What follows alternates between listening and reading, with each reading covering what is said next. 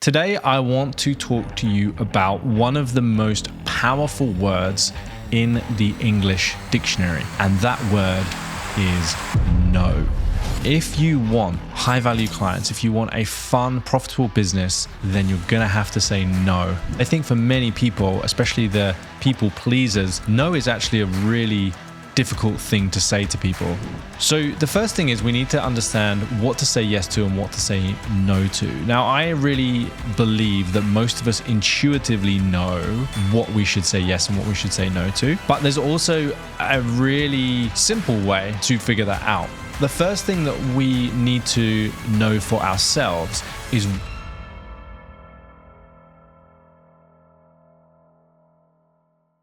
Hey, welcome to the Creative Courage Podcast. My name is Matt Essam. I'm your host. If you're a first-time listener, then welcome. If you are a returning listener, then welcome back. This podcast is all about how to grow a creative business that gives you more freedom, fulfillment, and financial stability. Today, I want to talk to you about one of the most powerful words in the English dictionary, and that word is no. We talk a lot about courage on this podcast because it's the name of the podcast, but there's also a theme, and the theme is courage and its role in building the kind of business you really want to build. And if you want high-value clients, if you want a fun, profitable business where you get to work with incredible clients, then you're going to have to say no. And you're probably going to have to say no quite a lot. Now, no has been a theme for me recently, and I really believe that it does take courage to say no. It might seem easier to say no than it is to say yes, but I think for many people, especially the people pleasers among us, no is actually a really difficult thing to say to people. I know for myself personally, it's difficult to say because I worry that I'm going to let people down,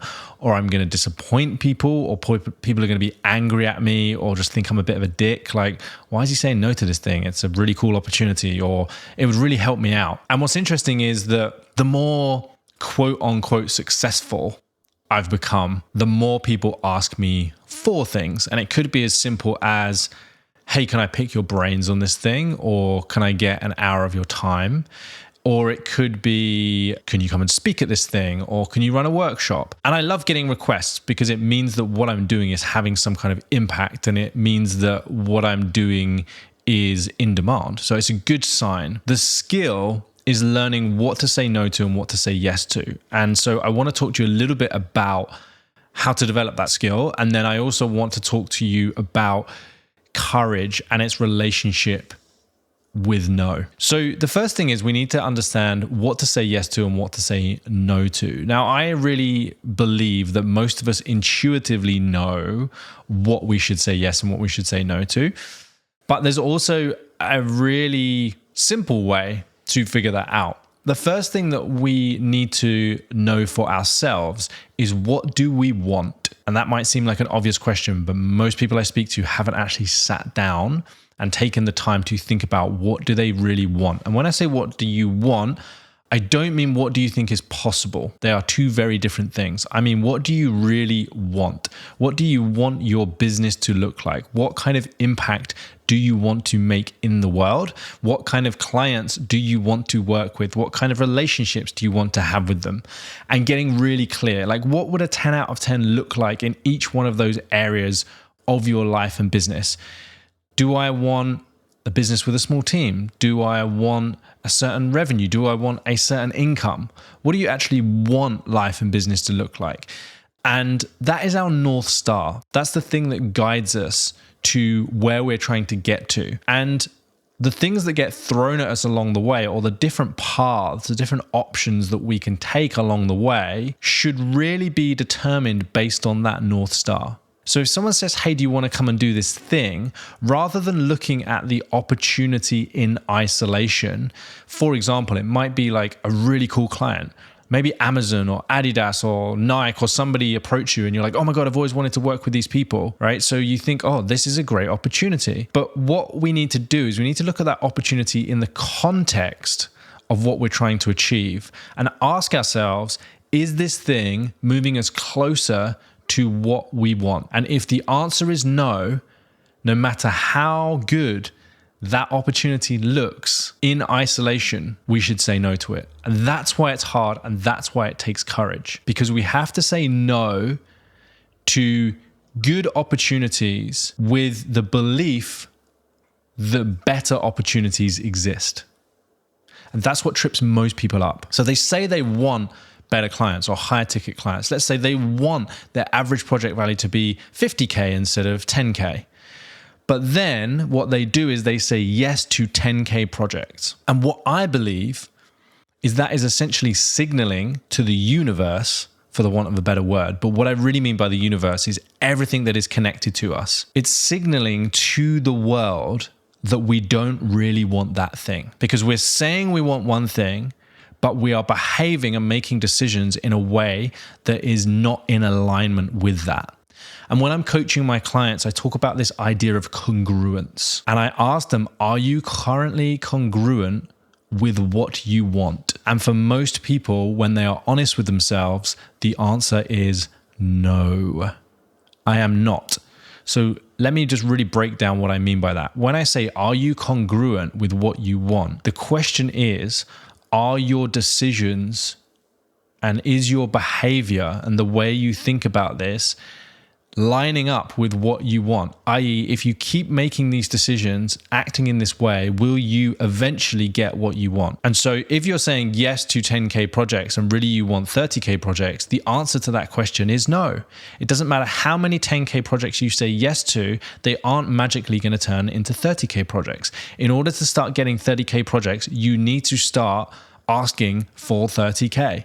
So are you consistently pitching 30K projects? If the answer is yes, then you're being congruent. You're congruent with what you say you want. So this is really, really important. And no links to this, right? Because in order to be congruent with what we want, we have to say no to the things that come along that are not congruent, that are not in alignment with what we want. So I'll give you a few more examples so you can kind of really see where this fits into your life. So people say to me that they want more money, right? They're like, I want more money in my business. Or they say to me, let's use freedom or time as an example rather than money, because money has its own associations and connotations. And I did a whole episode on money, right? Let's use free time or freedom, because people often tell me, I just want to work a bit less. I want to work less hours, right? Or I want to have more freedom or more free time. Okay.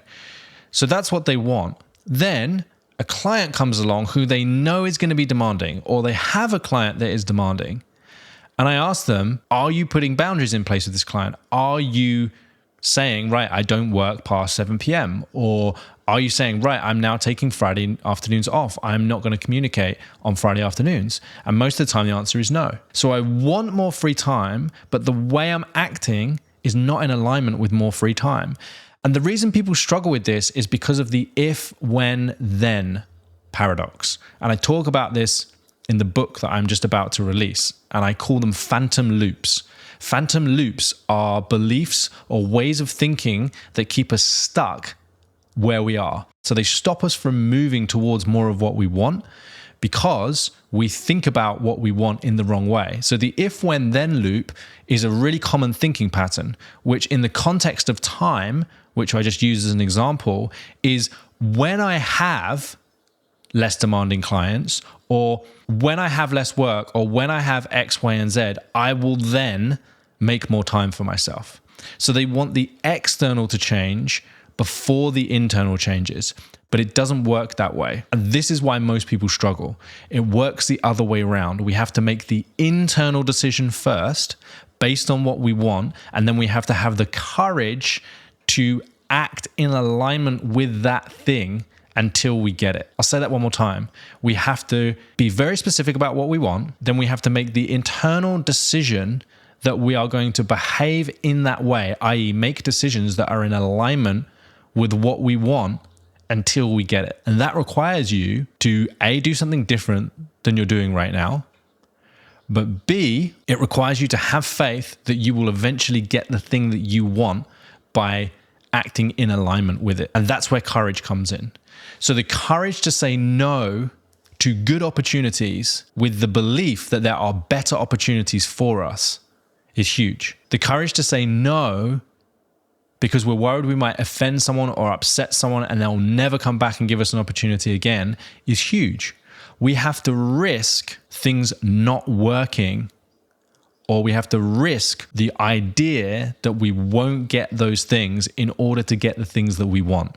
And it takes a huge amount of courage and it takes a huge amount of faith, but that's why it's so powerful. So if you can really say you want something and then act as if you already have it, i.e., make decisions and behave in a way that is in alignment with already having that thing.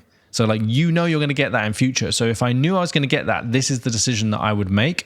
If you can do that, you will get that thing. And you will get that thing a lot faster than most other people. And so that's the power of no, is having blinders on. Like, those horses, like when I was a kid, I lived near stables and these horses used to walk around with these blinders, these blinkers, so they couldn't see cars and things to distract them. They could just literally see the road ahead where they were walking. That's what we need to do as business owners. We need to have blinkers on that only align us to the things that we really want. So when that project comes in and the client's only got a 5K budget, but really you need your average project value to be 10K this year, otherwise you're not going to hit your revenue goals. Being able to say no to that or challenge the budget and know internally that you are not going to lower your standards, you're not going to say yes to things that are not in alignment with what you want, will be one of the biggest breakthroughs that you have in your life and your business. And this applies to every single area of your life, whether it's relationships or health or finance. If you say you want a 7-figure business, but you act out of alignment, i.e., you are incongruent with somebody who has a 7-figure business, you will not have it. And I heard this from one of my mentors the other day, which was this idea that if you don't have what you want currently, it's because you haven't become the person you need to be in order to get it.